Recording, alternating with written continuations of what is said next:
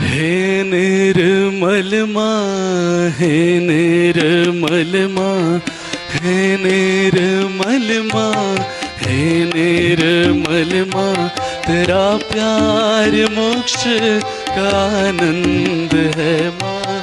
हे निर्मल माँ, हे निर्मल माँ, हे निर्मल माँ, हे निर्मल माँ, तेरा प्यार मोक्ष का आनंद है माँ।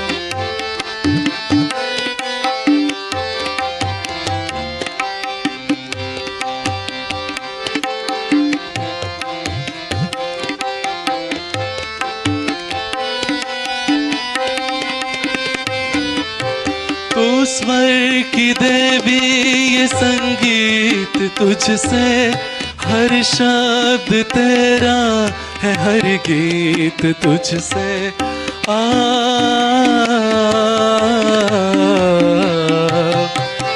तू स्वर की देवी, ये संगीत तुझसे, हर शब्द तेरा है, हर गीत तुझसे। हम पार सहज में तेरी कृपा से, हम पार सहज में तेरी कृपा से, निर्मल विद्या का वरदान दे माँ। हे निर्मल माँ, हे निर्मल माँ, हे निर्मल माँ, हे निर्मल माँ, तेरा प्यार मोक्ष का आनंद है माँ।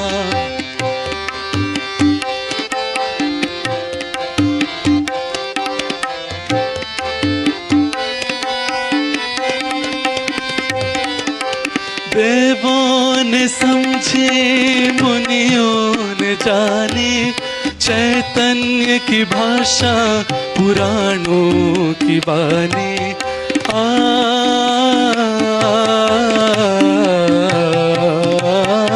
देवों ने समझी, मुनियों ने जानी, चैतन्य की भाषा पुराणों की बानी। साधक समझे, मानव ये जाने, साधक समझे, मानव ये जाने, ये अनमोल घड़ियां, ये अवतार तेरा।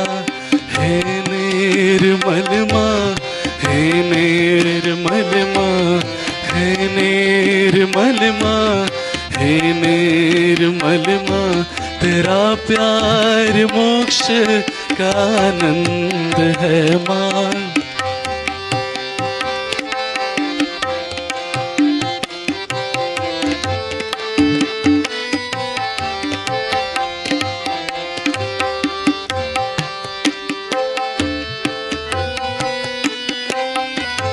तू आदिशक्ति सहस्त्रार विराजे, चैतन्य लुटाए, सतयुग जगाए।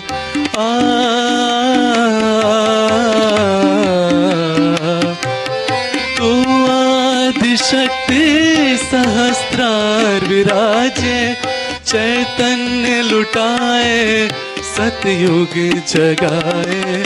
विश्व की जननी तू महादेवी, विश्व की जननी तू महादेवी, तेरा पुत्र बनने की पात्रता दे माँ।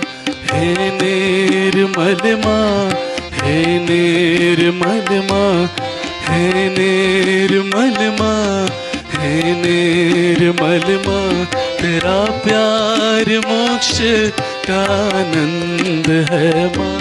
तेरा प्यार मोक्ष का आनंद है माँ। तेरा प्यार मोक्ष का आनंद है माँ।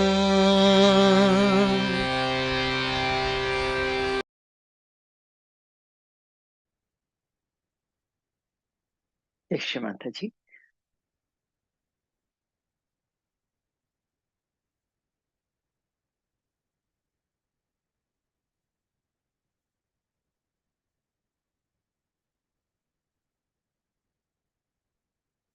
सभी का स्वागत है इस आनंद की यात्रा में। आनंद एक कौन सा योग के माध्यम से श्री माता जी निर्मला देवी के आशीर्वाद के द्वारा योग की एक इतनी सुंदर और सहज विधि, जिसमें कोई बंधन नहीं, कोई कर्मकांड नहीं, कोई दिखावा नहीं, कोई अंधविश्वास नहीं, कोई पैसों का लेन देन नहीं। एक इतना सुंदर योग, जैसा इसका नाम है सहज योग। सह में आपके साथ, जब भी इस जन्मी शक्ति का, उस सर्वव्यापी शक्ति से योग, तो उसमें और हमारे बीच में कोई आ ही नहीं सकता। इसलिए योग इतनी अनमोल चीज है कि पूरी तरह से बिना मूल्य है, पूरी तरह से फ्री ऑफ चार्ज। कहीं इसका कोई पैसा लिया दिया नहीं जाता है, और पूरी तरह से प्रमाणित भी। प्रमाण इस तरह से कि जब आपके अंदर की, आपकी अपनी माँ कुंडलिनी जागृत होती है, जो जन्मों जन्मों से आपके साथ है, श्री माता जी के आशीर्वाद के द्वारा, और आप उस डिवाइन पावर से या उस परमात्मा की शक्ति से जब आपका योग घटित होता है, आप जुड़ते हैं, तो उस शक्ति को आप अपने दोनों हाथों पर और सिर के ऊपर तालु भाग पर अनुभव भी कर पाते हैं। अनुभूति इतनी सुंदर, जिसका वर्णन हर धर्म में पहले से ही किया हुआ है। हिंदू धर्म में उसे आदि गुरु शंकराचार्य ने अपने सौंदर्य लहरी नामक ग्रंथ में सलीलम सलीलम ठंडे ठंडे चैतन्य के रूप में वर्णित किया है। तो बाइबल में उसे cool breach of the Holi ghost कहा है। मुस्लिम धर्म में रू, तो पातंजल ने उसे ऋतंभरा प्रज्ञा कहा है। और भी बहुत सारे धर्मों में उसका नाम तो है, पर अंदर स्थित इस माँ का जागरण, कुंडलिनी माँ का बहुत ही कठिन कार्य था। इसलिए कोई भी इसके जागरण की बात नहीं करता था। सभी लोग कहते थे थोड़े पूजा पाठ, व्रत उपवास, दुआ प्रेयर, बस यही कर लो। पर ये वक्त बहुत खास वक्त आया है। ये ब्लॉसम टाइम है, बहार का वक्त।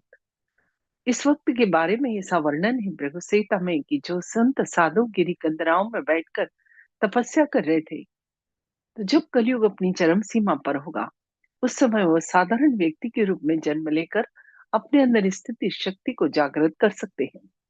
और जब एक व्यक्ति की जागृत हो जाएगी, तो वह हजारों की जागृत कर सकता है। जैसे एक दिए से हजारों दिए जल सकते हैं, उसी तरह से आज सहयोग का कार्य भी 180 देशों में चल रहा है, जहाँ कोई दिखावा नहीं है, कोई पैसों का लेन देन नहीं है। यह कार्य बिल्कुल इसी तरह से हो रहा है, जैसे एक दिए से हजारों दिए जल सकते हैं। क्योंकि एक ये जीवंत घटना है, एक लिविंग प्रोसेस, और ये माँ के आशीर्वाद से ये घटना घटित हुई है। जब भी ईश्वर देखता है मानव जाति परेशान है, तो किसी न किसी स्वरूप में इस धरती पर आता है। कभी गुरु के रूप में, कभी अंशावतार, तो कभी पूर्णावतार के रूप में। वो जब भी आया, हमारी मदद के लिए आया। हमने ही झगड़ा मचा लिया कि मैं इस गुरु को, मैं इस भगवान को मानने वाला। वो तो एक ही पेड़ पर लगे हुए अलग अलग फूल हैं, जिन्हें सबने तोड़ लिया। तो इस समय जब घोर कलयुग है, कलयुग अपनी चरम सीमा पर है, हमारी दादी नानी कहती थी कि ऐसा वक्त आएगा कि लोग लोहे के बर्तन में खाना खाएंगे। और वो वक्त आ गया है। इस वक्त में हम आप जो ईश्वर की चर्चा कर रहे हैं, आराधना कर रहे हैं, योग की बात कर रहे हैं, कोई साधारण लोग नहीं है। इसकी हमारी जन्मों से तैयारी थी, तब कहीं जाकर कुंडलिनी का योग घटित होता है। और शिव माता जी के आशीर्वाद से घटित ही नहीं होता, प्रमाणित भी होता है। तो इसलिए श्री माता जी निर्मला देवी ने 5 मई 1970 को मानव जाति के कल्याण के लिए इस योग की स्थापना की।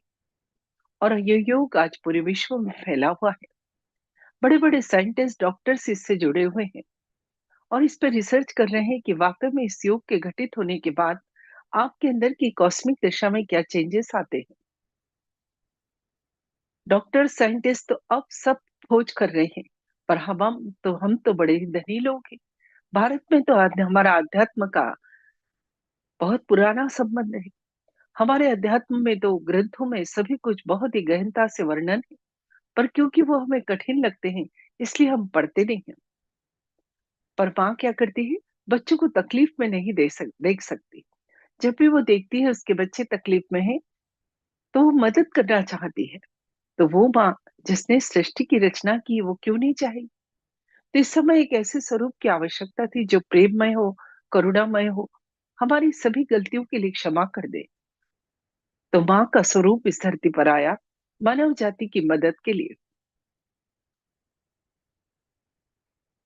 यही नहीं, जब ये योग आपका घटित हो जाता है, वो परमात्मा की शक्ति आपके हाथों से और सिर के ऊपर तालु भाग से बहने लगती है, तो इस शक्ति को आप अपने बहुत सारी जगह जीवन में काम में ले सकते हैं। इस तरह से कि कोई अच्छे कार्य के लिए जा रहा है आपके घर का सदस्य, यदि वो इस योग से जुड़ा है, आप उसको वाइब्रेशंस दीजिए, उसको मदद मिलेगी, उसके कार्य में उसको सफलता प्राप्त होगी। क्योंकि ये पॉजिटिव एनर्जी है, जो भी आपके हाथ से बहेगी, जिसे चैतन्य या वाइब्रेशंस कहते हैं। कोई परेशान कर रहा है, आप उसका बंधन डालिए इस चैतन्य शक्ति से, उसकी शुभिटिंग कीजिए।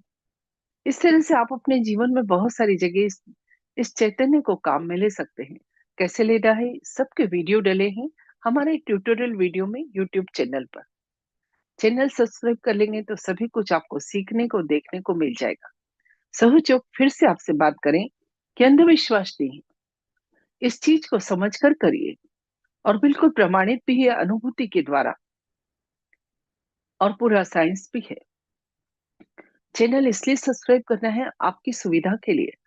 हमने हमारे चैनल पर एडवर्टाइज का मोड बंद कर रखा है, ताकि इस परम कार्य में कहीं कोई विघ्न बाधा नहीं आए। जब हमने ये योग बच्चों के बीच जाके कराया, स्कूल कॉलेज हॉस्टल्स में, तो देखा बच्चों के रिजल्ट वगैरह तो सब ठीक हो ही जाते हैं, पर उससे बड़ी बात, बच्चों के अंदर संस्कार डेवलप होते हैं। ऐसे बच्चे इतने संस्कारिक होते हैं, कभी अपशब्द नहीं बोलते, कभी कभी गलत बात नहीं करते, गलत लोगों की संगत में नहीं बैठते, उनके अंदर कोई बुरी आदत नहीं होती है।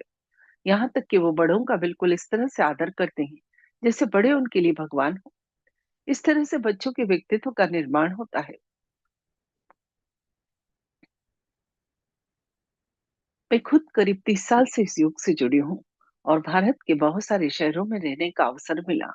खुद तो करती रही, माँ के आशीर्वाद से जन जन तक इस सहयोग को पहुंचाती रही। बहुत ही सुंदर रिजल्ट देखे, और सबसे ज्यादा प्रसन्नता तभी प्राप्त होती है जब किसी के जीवन में परिवर्तन आ जाता है, उसके बच्चे अच्छे हो जाते हैं, बुरी आदतों से छुटकारा मिल जाता है। यही हो जब हमने किसानों को कराया गांव में जाकर, उन्होंने सहज कृषि की, मतलब बीजों को बोने के पहले श्री माता जी के समक्ष रखे, जल रखा, और ये चैतन्य जल और बीज जब खेतों में डाला, तो किसानों को ऐसा कहना था, फसल बहुत अच्छी आई, फसलों को कीड़ा नहीं लगता था, और सालों का कर्जा खत्म हो गया, क्योंकि फसल बहुत ही अच्छी आने लगी। इसी तरह से ये योग, जब डॉक्टर्स ने अपने पेशेंट को कराया, तो उनका ऐसा कहना था कि वो पेशेंट की रिकवरी जल्दी होने लगी। उसे मेडिसिन भी दी, प्लस योग भी कराया। तो जो जिस क्षेत्र से आया था, उसने अपने क्षेत्र में इस चैतन्य शक्ति का या वाइब्रेशंस का प्रयोग किया, जो भी आपके हाथों से बहने लगेगी, और उसके बहुत ही सुंदर रिजल्ट आए। आजकल जिससे मिलो, वो यही बात करता है, फ्रस्ट्रेशन, डिप्रेशन, तनाव, स्ट्रेस, ये आता कहाँ से और क्यों आता है। थोड़ा सा इस विषय पे अभी हम चर्चा करते हैं, क्योंकि व्यक्ति को जो नहीं मिला है, उससे वो परेशान है, और जो मिलेगा कि नहीं मिलेगा, उसको लेके चिंतित है। और इतना सुंदर मानव जन्म, जो कहा जाता है कि 84 लाख योनियों के बाद प्राप्त होता है, उसको वो यूं ही खत्म कर देता है टेंशन में, प्रॉब्लम में। अगर उसका चित्त या उसका टेंशन प्रेजेंट में रहने लगे, आप इस वक्त ध्यान के लिए बैठे हैं, पूरा चित्त ध्यान में ही लगाएं, पूरा आनंद लें इस वक्त का। पर हम वही नहीं लेते हैं, और हमेशा परेशान रहते हैं। तो अभी आपकी स्क्रीन पर हमारे अंदर के सूक्ष्म शरीर का फोटो आ रहा है। बाहर से भले ही हम लोग दिखने में अलग अलग हैं, पर अंदर से हम सबका शरीर एक जैसा होता है। जब बच्चा माँ के गर्भ में 3 माह का होता है, तो वो परमात्मा की शक्ति तालु भाग से प्रवेश करती है, और शरीर में 3 नाड़ी और 7 चक्र बनाती। बची हुई शक्ति जहाँ रीढ़ की हड्डी खत्म होती है, वहां एक पवित्र अस्थि होती है, जिसे सिक्रम बोन कहते हैं। यहाँ पर 3.5 कुंडल बनाकर बैठ जाती है। यह शक्ति कुंडल बनाकर बैठी रहती है, इसलिए इस शक्ति को कुंडलिनी शक्ति कहते हैं। ध्यान में अभी हम इस कुंडलिनी शक्ति या प्योर एनर्जी को ही जागृत करेंगे। जब यह जागृत होती है, तो 3 नाड़ियों और 7 चक्र से बने इस अंदर के शरीर को संतुलित कर देती है। अब असंतुलन क्या होता है, हम हमेशा विचार करते रहते हैं। तो जब हमारे अंदर पास्ट के या भूतकाल के विचार बहुत ज्यादा चलते हैं, तो ये जो लेफ्ट साइड की बाईं तरफ की नाड़ी, ईड़ा नाड़ी, चंद्र नाड़ी है, इसे साइंस में लेफ्ट सिंपैथेटिक नर्वस सिस्टम कहते हैं।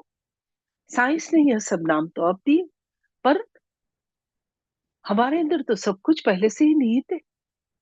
हमें पता ही नहीं, हमारे अध्यात्म में सभी कुछ वर्णित है और सभी कुछ चीजों के नाम दिए हुए हैं।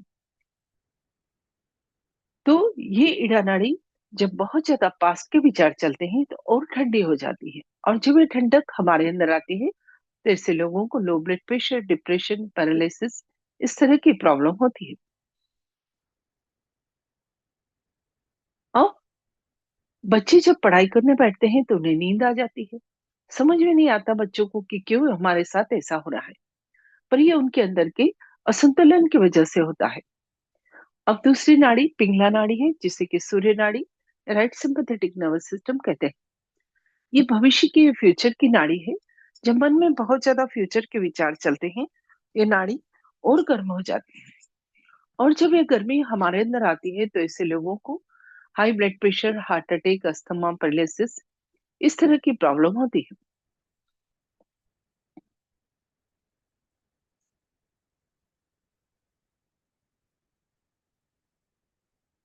और बच्चे पढ़ाई करने बैठते हैं, मन बहुत विचलित रहता है, उनका माइंड डिस्ट्रैक्ट रहता है, पढ़ाई में मन ही नहीं लगता चाहते हुए भी। इसी के लिए कहा जाता है कि ध्यान किया जाए। तो जब हम हमारे अंदर बैठी हमारी कुंडलिनी माँ को जागृत करते हैं तो उसका रास्ता होता है मध्य नाड़ी, सुषुम्ना नाड़ी, जिसे कि हम पैरासिम्पथेटिक नर्वस सिस्टम कहते हैं। ये हमारी वर्तमान की या प्रेजेंट की नाड़ी है।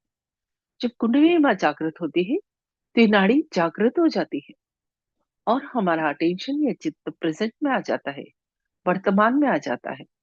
जब चित्त वर्तमान में है तो मन प्रसन्न रहता है, आनंदित रहता है। और जब मन प्रसन्न है तो बीमारी तो आपकी आपो आप ही चली जाती है।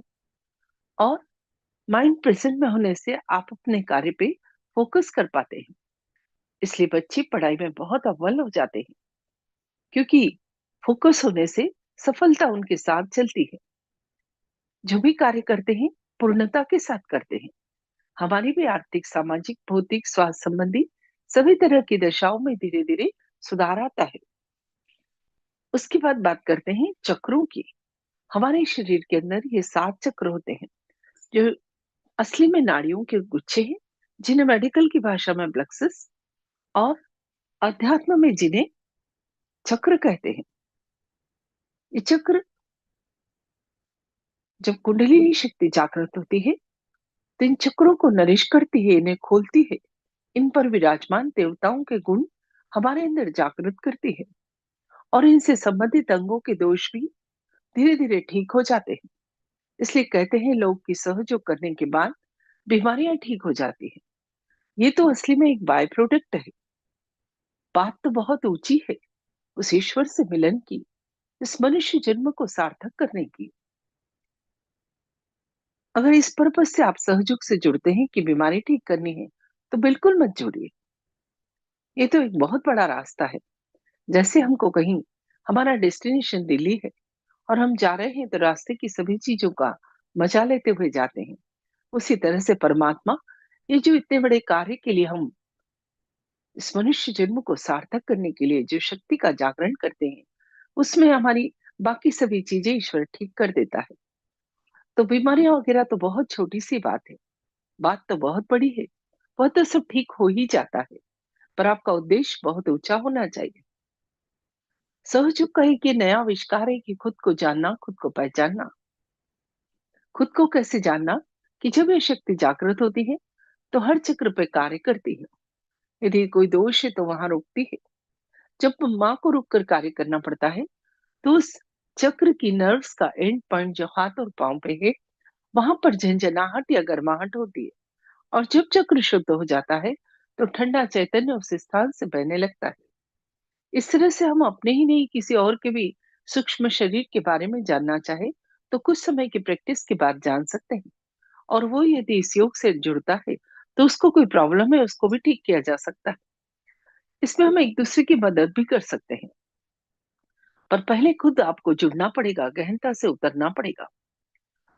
तो ये मूलाधार चक्र श्री गणेश का है, और जो जागृत होने पर बुद्धि, विवेक, पवित्रता, अबोधिता और मंगलमयता हमें प्रदान करते हैं। हाथ और हथेली जहां मिलते हैं इस चक्र को फील कर सकते हैं। जब व्यक्ति के अंदर विजडम है तो वो जानता है कि कौन सा कार्य किस ढंग से किया जाए, इसीलिए उसकी कोई बुरी आदत भी है, धीरे धीरे वह भी छूट जाती है, क्योंकि उसे समझ आ जाती है, कार्य करने का तरीका आ जाता है। साथ ही यौन संबंधी और मलमूत्र विसर्जन संबंधी ऑर्गन्स को यह चक्र कंट्रोल करता है। तो उनसे रिलेटेड कोई बीमारी है जैसे पाइल्स से प्रोस्टेट का प्रॉब्लम, यह भी सब ठीक हो जाता है। सेकंड नंबर पर स्वादिष्ठान चक्र, जिसे दोनों हाथ के अंगूठे पर जान सकते हैं। श्री ब्रह्मदेव सरस्वती इसे संभालते हैं, जिन्होंने इस दुनिया की रचना की है। जब वो जागृत होते हैं तो हमारे अंदर भी क्रिएटिव पावर आते हैं। और बच्चों को आप जब मेडिटेशन कराते हैं तो उनकी क्रिएटिविटी इतनी बढ़ती है कि उनकी ड्राइंग, पेंटिंग, गाना गाना, हर काम में सुंदरता आती है। साथ ही उस ईश्वर को जानने का शुद्ध ज्ञान भी। थर्ड नंबर पर नाभि चक्र। आज इस चक्र पर ही विस्तार से बात करेंगे। रोज हम कोशिश करते हैं एक चक्र पर विस्तार से बात करने की, और बाकी सभी चक्रों पर शॉर्ट में, ताकि नए और पुराने आने वाले लोग इस चीज को समझ सके। नाभि चक्र नाभि के पीछे ही होता है शरीर में, और 10 पंखुड़ियों का बना हुआ है। यहाँ पर सभी लक्ष्मियों का स्थान है। इन पंखुड़ियों को मेडिकल की भाषा में सप्लक्सेस कहते हैं। ये आपके स्क्रीन पर नाभि चक्र की पंखुड़ियां दिखाई है। सिर पर इसकी स्थिति सहस्त्रार के पीछे, तालू से थोड़ा पीछे, दोनों हाथ की सबसे बड़ी उंगलियां, और पाँव में दोनों पाँव के अंगूठे पर, और शरीर में ये नाभि के पीछे। ये नाभि चक्र जल तत्व से बना है। जब यह तत्व जागृत होता है तो हमारे अंदर हमारी स्किन स्टिक महसूस होती है। ये नाभि चक्र की जो पंखुड़ियां बाईं तरफ जाती है बायां, जो दाईं तरफ जाती है दायां, और जो मध्य में रहती है मध्य चक्र कहलाता है। बायां नाभि चक्र गृहलक्ष्मी का स्थान होता है।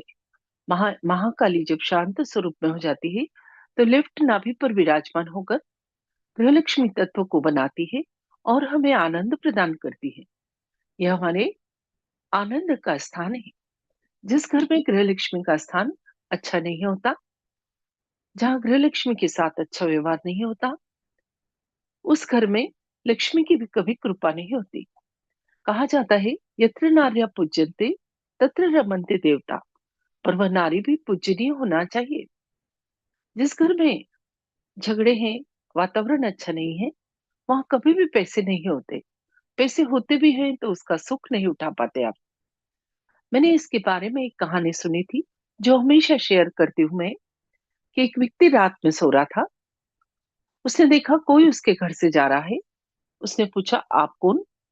उसने कहा, मैं लक्ष्मी हूँ, तेरे घर आनंद बहुत लिया, पर मैं एक जगह नहीं रह सकती इसलिए जा रही हूँ। पर तू कुछ मांग सकता है। उसने कहा, ठीक है, मैं कल मांगूंगा। उसने अपने बच्चों से पूछा, तो जो छोटी बहू थे उसने कहा, पिताजी यह मांगिए कि घर में हमेशा हरी चर्चा हो, आने वाले का स्वागत हो, और घर में प्रेम हो। दूसरे दिन उसने यही सब मांग लिया। लक्ष्मी जी ने कहा, अरे अब तो मैं तेरे घर से जा ही नहीं सकती, क्योंकि तूने तो नारायण के सभी गुण मुझसे मांग लिए। इसलिए गृह लक्ष्मी का स्थान अच्छा होना बहुत जरूरी है। यदि आपकी लेफ्ट हैंड की उंगली पर, बड़ी उंगली पर ध्यान के समय झंझनाहट है, तो आपका लेफ्ट नाभि चक्र खराब है। उसे ठीक करने के लिए लेफ्ट हैंड बायां हाथ श्री माता जी की तरफ, और दायां हाथ राइट हैंड नाभि के ऊपर रखे, और 10 बार यहाँ पर प्रार्थना करनी है पूर्ण हृदय से, माँ कृपा करके मेरा गृह लक्ष्मी तत्व जागृत कर दो। अब आपकी हर प्रार्थना पहुंचेगी।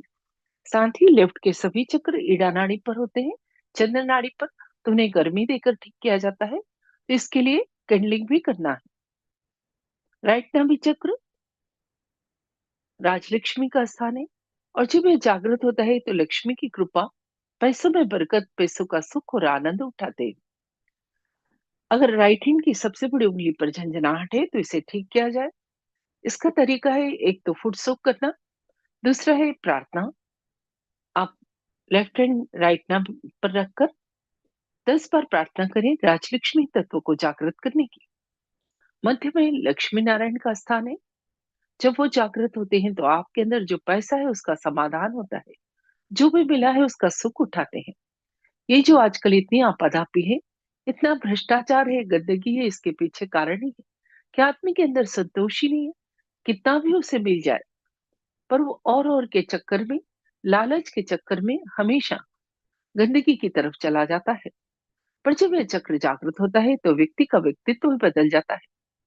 वो बड़ा ही दयालु होता है, दानवीर होता है, कंजूस उसकी प्रकृति नहीं होती। जिसका नाभि चक्र खराब होता है वो व्यक्ति बहुत कंजूस भी होता है। पर जब यह जागृत होता है तो व्यक्ति बड़े ही उदार हृदय का हो जाता है। और जिस व्यक्ति का नाभि चक्र खराब है उसको पेट संबंधी समस्या भी सदैव रहती है, इसलिए उसका चेहरा भी ग्लो नहीं करता है, चेहरे पर भी प्रॉब्लम रहती है हमेशा। पर जब ये नाभि चक्र होता है, अच्छा होता है, तो चेहरा भी आपका ग्लो करने लगता है, चमक आ जाती है चेहरे पर, ध्यान की, तेज की। इस तरह से आज हमने इस नाभि चक्र के विषय में जाना। ये मध्य के और राइट के चक्रों को शुद्ध करने का श्री माता जी ने एक छोटा सा तरीका बताया है। 5 से 10 मिनट करना है फुट सोप। नमक के पानी में पाँव रखने से आपके चक्रों नाड़ियों के आधे से ज्यादा दोष वो नमक का पानी अपने अंदर शोषित कर लेता है। इसलिए ये फुट सोप की प्रक्रिया हर सहयोगी को नियमित करना ही है। एक बंधन लेना भी है जो सिर्फ आधा मिनट लगता है। पर ध्यान के पहले, बाद में, घर से निकलने के पहले, सुबह उठने के बाद यदि आप बंधन लेते हैं तो आप पूर्ण सुरक्षित रहते हैं। ये सब चीजों के वीडियो यूट्यूब चैनल पर ट्यूटोरियल वीडियो में डाल रखे हैं, जिन्हें देखकर और समझकर करें। इस तरह से आज हमने इस नाभि चक्र के बारे में जाना। अब कल हम भवसागर के विषय में जानकारी लेंगे। रोज हम कोशिश करते हैं नए और पुराने आने वाले लोगों को अच्छे से समझाने की। कार्य माँ का है, हम तो खाली उसके माध्यम बनते हैं। तो भवसागर का स्थान नाभि के चारों तरफ पेट में होता है। ये गुरुओं का स्थान है। जब ये गुरु तत्व बच्चों के अंदर जागृत होता है तो अपनी बात को कहीं पर भी, ग्रुप डिस्कशन, इंटरव्यू, वाइवा, हर जगह सुंदर ढंग से समझा सकते हैं। दोनों हाथ के हथेली के बाहर हिस्से में इसकी अनुभूति है। हृदय चक्र सुरक्षा का है, दोनों हाथ की छोटी उंगली पर जान सकते हैं। माँ जगदम्बा इसे संभालती है और इसके जागृत होने पर आपका इम्यूनिटी सिस्टम स्ट्रांग होता है, बार बार बीमार नहीं पड़ते। जो बच्चे एग्जाम आते से ही बीमार होते हैं, कहीं ना कहीं उन्हें डर बहुत लगता है। जिन महिलाओं को ब्रेस्ट कैंसर है वो अपने आप को इनसिक्योर फील करती है। यदि उन्हें ध्यान कराया जाए तो इस तरह की प्रॉब्लम से छुटकारा मिलेगा। अब विशुद्धि चक्र अंगूठे के पास वाली उंगली पर जान सकते हैं। श्री राधा कृष्ण इसे संभालते हैं और नाक, कान, गले से संबंधित ऑर्गन्स को ये कंट्रोल करता है। तो उनसे रिलेटेड कोई बीमारी जैसे स्पिंडोलाइटिस, थायराइड, उसमें सुधार होता है। साथ ही जब ये चक्र जागृत होता है तो आपका कम्युनिकेशन का पावर बहुत ही स्ट्रांग हो जाता है। श्री कृष्ण की जो क्वालिटीज है वही क्वालिटी हमारे अंदर धीरे धीरे डेवलप होती है। आज्ञा चक्र, इस चक्र पर ही अभी तक ध्यान सिखाया जाता था, क्योंकि इससे ऊपर उठना उठना बहुत ही कठिन काम था। यहीं पर तीनों नाड़ियां आकर मिलकर इस चक्र को ब्लॉक कर देती है, क्योंकि लेफ्ट नाड़ी राइट में और राइट नाड़ी लेफ्ट में जाकर ईगो और सुपर ईगो के तो बैलेंस बना देती है। तो जब यह कुंडली शक्ति जागृत होती है तो ये दोनों बैलेंस पिचक जाते हैं, क्योंकि माँ के आशीर्वाद से इस चक्र का गुण क्षमाशीलता हमारे अंदर आ जाता है। और यह कुंडलिनी शक्ति इस आज्ञा चक्र से ऊपर उठकर सहस्त्रार चक्र, जिसका स्थान सिर के ऊपर तालु भाग पर लिम्बिक एरिया में होता है, यहाँ पर एक ब्रह्मरंध्र है, उसका भेदन कर उस चारों तरफ फैली हुई परमात्मा की शक्ति से हमारा योग करा देती है। और जब योग घटित होता है तो उस ईश्वर के निराकार स्वरूप को अपने दोनों हाथों पर और सिर के ऊपर तालु भाग पर ठंडी या गर्म हवा के रूप में महसूस कर पाते हैं, जो भी इसी वक्त हम अनुभव करेंगे। परंतु इस शक्ति के जागरण के पहले हम अपने अंदर के शरीर को, इस सटल सिस्टम को, पहले जिन 5 तत्वों से बने हैं, जल, आकाश, अग्नि, पृथ्वी और वायु, कहते हैं ना, जो पिंड में है वही ब्रह्मांड में। पिंड भी इन 5 तत्वों से और ये ब्रह्मांड भी। और ये आत्मा परमात्मा का प्रतिबिंब और कुंडलिनी शक्ति परमात्मा की शुद्ध इच्छा का। तो इन 5 तत्वों की मदद लेकर हमें अपने इस शरीर को शुद्ध करके फिर ध्यान में जाएँगे। जैसे एक मिट्टी का खिलौना टूट गया तो मिट्टी लगाकर जोड़ सकते हैं, बिल्कुल उसी तरह से। हाँ, ध्यान शुरू करने के पहले एक दिया ज़रूर जलाएँ। दोनों हाथ घुटने पर खोल कर रखें। अभी मेरे साथ-साथ करते चलें, बाद में हम आँख बंद करके करेंगे। सबसे पहले सीधा हाथ राइट हैंड धरती माँ पर हथेली को चिपका कर रखें। जो ऊपर बैठे हैं नीचे नहीं बैठ सकते, साइड में छोड़ दें। अब अपना लेफ्ट हैंड या बायां हाथ कोहनी से मुड़कर आकाश की तरफ, दोनों हाथ धरती माँ पर हथेलियों को चिपका कर रखें। जो ऊपर बैठे हैं साइड में छोड़ दें। अब राइट हैंड को हार्ट पर रखें, जहां धक धक की आवाज आती है। अब यही हाथ अपने सिर पर रखें, कपाल पर थोड़ा सर झुकाएंगे और यही हाथ सर के पीछे और यही हाथ सिर के ऊपर तालू पर रखें। देख लीजिए, इस हथेली की चमड़ी से सिर की चमड़ी को 7 बार जिस तरह से घड़ी का काटा घूमता है घुमाएंगे और वहीं पर हाथ ऊंचा करके उस शक्ति को फील करेंगे। थोड़ा आगे पीछे, थोड़ा दाएं बाएं और तालू से ऊपर नीचे कर कर देखेंगे। कभी कभी तो बहुत ऊपर तक ठंडक का एहसास होता है। फिर दूसरे हाथ से भी चेक करेंगे, फिर दोनों हाथ आकाश की तरफ, गर्दन पीछे। एक प्रश्न पूछेंगे, बस इतना ही करना है। जैसा इसका नाम है उतना ही सहज और सरल, जिसे हर व्यक्ति कर सकता है, जिसे करने के लिए कुछ छोड़ने या पकड़ने की जरूरत नहीं है। तो अभी आपकी स्क्रीन पर श्री माता जी का फोटो आ रहा है। वो फोटो बहुत खास है। वो कहीं बाजार में बिक्री नहीं होता। उस फोटो से निकलने वाली चैतन्य की किरणें ही हमारी कुंडलिनी शक्ति के जागरण में हमारी मदद करती है।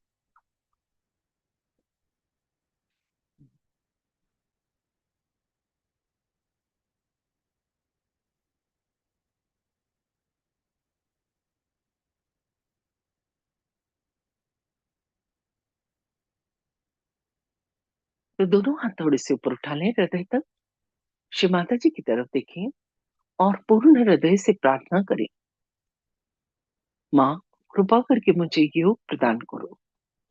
सहयोग में एक ही शर्त है, आपकी इच्छा होनी चाहिए। मन में कोई संदेह, कोई डाउट है तो ये शक्ति का जागरण नहीं होगा। तो आप सभी से मेरी रिक्वेस्ट है, पूरी इच्छा के साथ बैठे और पूर्ण हृदय से प्रार्थना करें। धीरे धीरे आंखें बंद, पीठ सीधी और दोनों हाथ घुटने पर खुले हुए, चित्त पूरा शांत, पूरी तैयारी के साथ बैठे। तन और मन दोनों, पीठ को पूरे ध्यान के दौरान सीधा रखें, टिककर या झुककर नहीं बैठे। और विचारों से भी कह दें थोड़ी देर के लिए जाओ, क्योंकि ये बहुत ही विशेष समय, जन्मों की तपस्या पूर्ण होने का वक्त और अपनी ही प्रार्थना से अपनी ही शक्ति का जागरण, मां के आशीर्वाद प्राप्त करने का वक्त। तो पूरी तैयारी के साथ बैठे। अब अपना सीधा हाथ या राइट हैंड धीरे धीरे धरती मां पर रखें, हथेली को चिपकाकर और पूरे मन से प्रार्थना करें। अंदर बैठी कुंडलिनी मां या श्री माता जी से, मां कृपा करके मेरी इड़ा नाड़ी को शुद्ध कर दीजिए।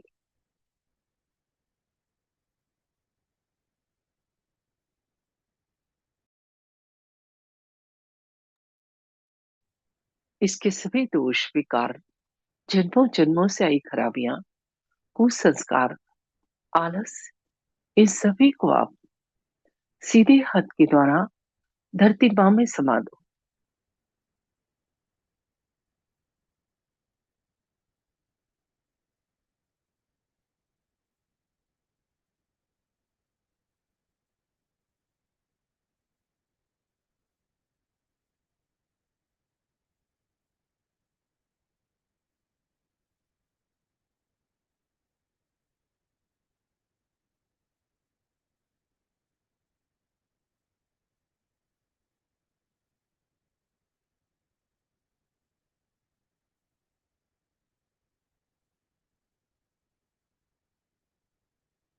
किसी किसी को अनुभव हो सकता है कि सीधे हाथ से निकलकर कुछ धरती में जा रहा है और उल्टे हाथ पर कुछ अनुभव हो रहा है।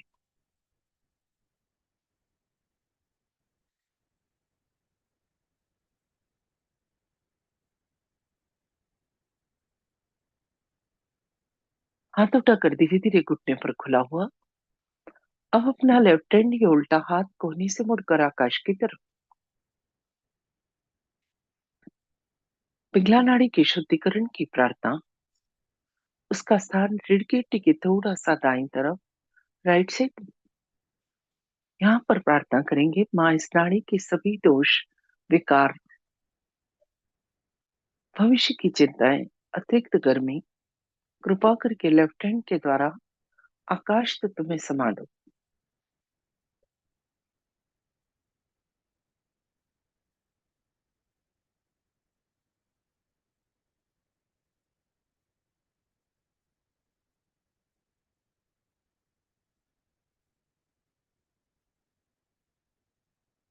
हाथ धीरे धीरे वापस घुटने पर। अभी अपने दोनों हाथ धरती माँ पर। धरती माँ को प्रणाम और प्रार्थना। हे धरती माँ, अभी भी मेरी दोनों नाड़ियों में यदि कोई दोष बाकी है तो कृपा करके आप अपने अंदर शोषित कर लो।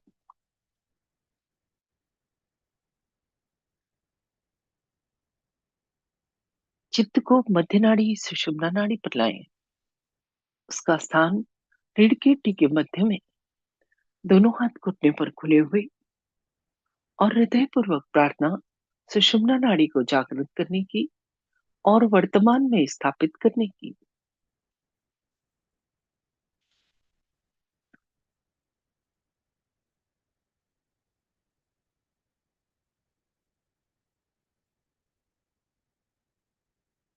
अब अपना सीधा हाथ या राइट हैंड अपने हृदय पर, आत्मा के स्थान पर थोड़ा दबाओ और चित्त पूरा हाथ के नीचे। यहाँ पर कहे, माँ मैं शुद्ध आत्मा हूँ। मैं ये शरीर, मन, बुद्धि, अहंकार कुछ भी नहीं। मैं सिर्फ आत्मा हूँ। और जब मैं आत्मा हूँ तो मैं निर्दोष भी हूँ। आत्मा में कोई खराबी नहीं होती। पूरे विश्वास के साथ कहें।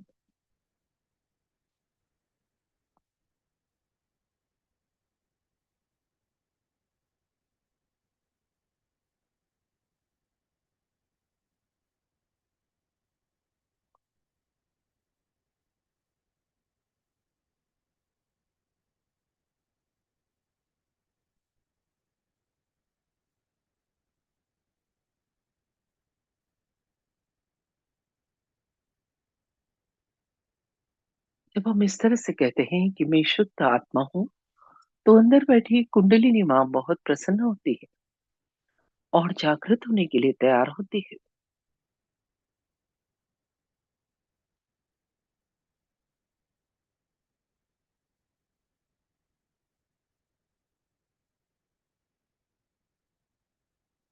अब इसी हाथ को उठाकर अपने कपाल पर रखें, जहां बिंदी लगाते हैं।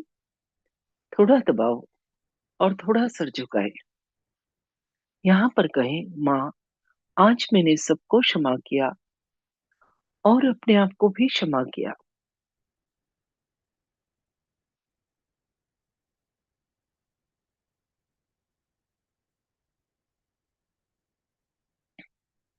अब इसी हाथ को सर के पीछे रखें और गर्दन थोड़ी सी पीछे झुकाए। यहाँ पर कहें, माँ जाने अनजाने में उस ईश्वर की शान के खिलाफ यदि मुझसे कोई कार्य हुआ है तो क्षमा करो। परमात्मा क्षमा का सागर है, दया का सागर है। हमारी सभी गलतियों के लिए क्षमा करता है। अब इसी हाथ को उठाकर हथेली को तान कर सिर के ऊपर तालू पर रखें। उंगलियों को फैला दें और हथेली की चमड़ी से सिर की चमड़ी को 7 बार, जिस तरह से घड़ी का काटा घूमता है, क्लॉकवाइज घुमाएं। और पूरे मन से प्रार्थना करें, श्री माता जी कृपा करके मुझे आत्म साक्षात्कार दो, सेल्फ रियलाइजेशन दो।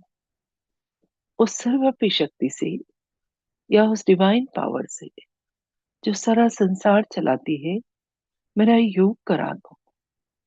उस शक्ति की अनुभूति दो।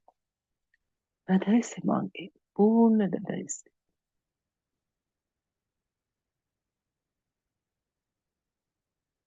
हाथ घुमाना बंद। धीरे धीरे हाथ वापस घुटने पर खुला हुआ। थोड़ी देर ध्यान लगाएं। चित्त या टेंशन सिर के ऊपर तालू पर। आंखें बंद और पीठ सीधी।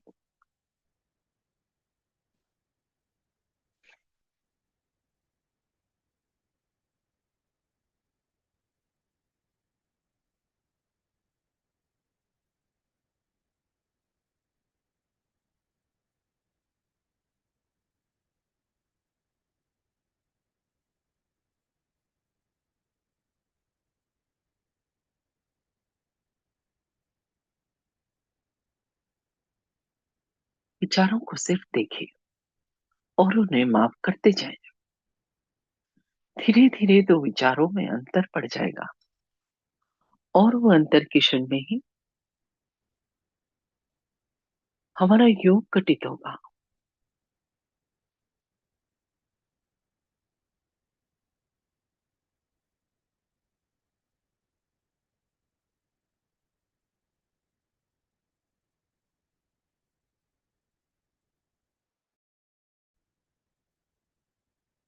दो विचारों के बीच जो विलंब का क्षण है, वही महत्वपूर्ण है।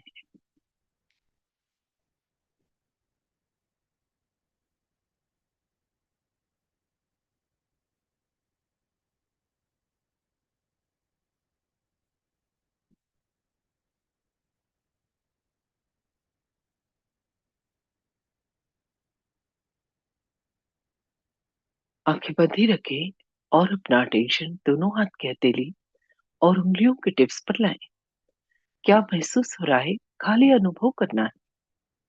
हाथों में ठंडा या फिर गर्म, उंगलियों के टिप्स पर कुछ झंझनाहट, हथेली में कुछ गुल घूमता हुआ, या हाथ भारी हो गए हो, ऐसा कुछ भी दोनों हाथ में या एक हाथ में महसूस होगा।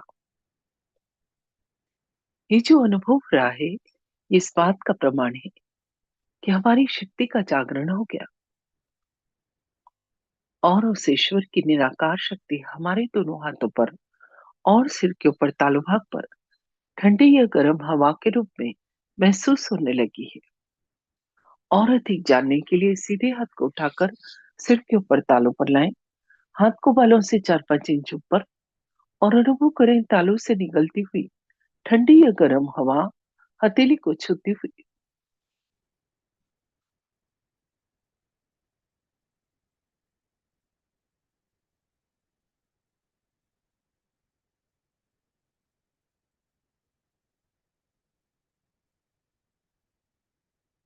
कंफर्म करने के लिए हाथ थोड़ा तालू से आगे पीछे, थोड़ा दाएं बाएं और तालू से ऊपर नीचे कर कर देखें। किसी किसी को बहुत ऊपर तक ठंडक का एहसास होता है। हाथ वापस नीचे ले आए, दूसरे हाथ से चेक करें। हाथ को तालू से थोड़ा ऊपर रखें और अनुभव करें तालू से निकलती हुई ठंडी या गर्म हवा हथेली को छूती हुई। हाथ थोड़ा आगे पीछे, थोड़ा दाएं बाएं और तालू से ऊपर नीचे कर कर देखिए। अभी दोनों हाथ आकाश की तरफ और गर्दन पीछे। यहाँ पर एक प्रश्न पूछे, माँ, क्या यही वो शक्ति है जो सारा संसार चलाती है? क्या यही परमात्मा के प्रेम की शक्ति है? क्या यही डिवाइन पावर है? उत्तर में आपके हाथों पर और स्पष्ट अनुभूति होगी। हाथ धीरे धीरे वापस घुटने पर। अब कुछ देर शांत बैठे। अपने अंदर देखे इस समय की स्थिति को। क्या मन शांत है, प्रसन्न है, विचार कम है? यदि इसका उत्तर हाँ है तो दोनों हाथ जोड़ लें। अंदर बैठी कुंडलिनी माँ और श्री माता जी को धन्यवाद स्वरूप प्रणाम करें। धीरे धीरे आंखें खोलें और अपने हाथ भी खोल लें। जय श्री माता जी। जिन्होंने भी आज पहली बार ज्वाइन किया या कुछ ही दिनों से आ रहे हैं, सभी से मेरी रिक्वेस्ट है, लगातार इस सेशन को तब तक अटेंड करें जब तक चक्रों नाड़ियों का ज्ञान या चैतन्य की अनुभूति नहीं हो जाती, उसके बाद आप हमारे गहन ध्यान का सेशन अटेंड कर सकते हैं, जिसकी जानकारी अभी आपको दी जा रही है। जय श्री माता जी। जय श्री माता जी सभी को। जो भी साधक आज पहली बार जुड़े हैं, आपसे विनती है कि कुछ दिन इस सेशन को आप ज़रूर देखें। धीरे धीरे सभी चक्रों और नाड़ियों की जानकारी आपको मिलेगी और इसी के साथ आपकी अनुभूति भी बढ़ेगी। नए साधकों के लिए आत्म साक्षात्कार के कार्यक्रम रोज़ दिन में 3 बार इसी यूट्यूब चैनल पर लाइव रहते हैं। पहला कार्यक्रम सुबह 8 बजे, दूसरा दोपहर 4:15 और तीसरा रात 7:45 बजे। अपनी सुविधा अनुसार आप कोई सा भी कार्यक्रम अटेंड कर सकते हैं। सुबह 8 बजे और दोपहर 4:15 बजे के कार्यक्रम के बाद, ध्यान के बाद, आप अपने प्रश्न भी हमसे यूट्यूब पर लाइव चैट में पूछ सकते हैं या जूम मीटिंग ज्वाइन करके डायरेक्ट बात भी कर सकते हैं। आप चैनल सब्सक्राइब कर लेंगे तो रोज़ होने वाले कार्यक्रम की लिंक आपको ईजिली मिलती रहेगी। इसी के साथ इस चैनल पर हमने बहुत से ट्यूटोरियल वीडियोस, वर्कशॉप के वीडियोस, चक्रों नाड़ियों की जानकारी के वीडियोस भी अपलोड किए हैं, जिन्हें देखकर आप सहजयोग की पूरी जानकारी ले सकते हैं। जिन साधकों को कुछ समय हो गया है, आप चाहें तो रोज़ 5:30 बजे गहन ध्यान का कार्यक्रम भी इसी यूट्यूब चैनल पे होता है, उसे भी अटेंड कर सकते हैं। सभी साधकों से विनती है, सुबह शाम 5 से 10 मिनट ध्यान ज़रूर करें। रोज़ फुट सोकिंग करें, श्री माता जी के प्रवचन सुने और सप्ताह में कम से कम एक बार सामूहिक ध्यान के लिए आप अपने अपने शहर या गांव के सेंटर पर ज़रूर जाएं। सेंटर कहाँ और कितने बजे लगता है, इसकी जानकारी आप ऑनलाइन देख सकते हैं या हमसे भी पूछ सकते हैं।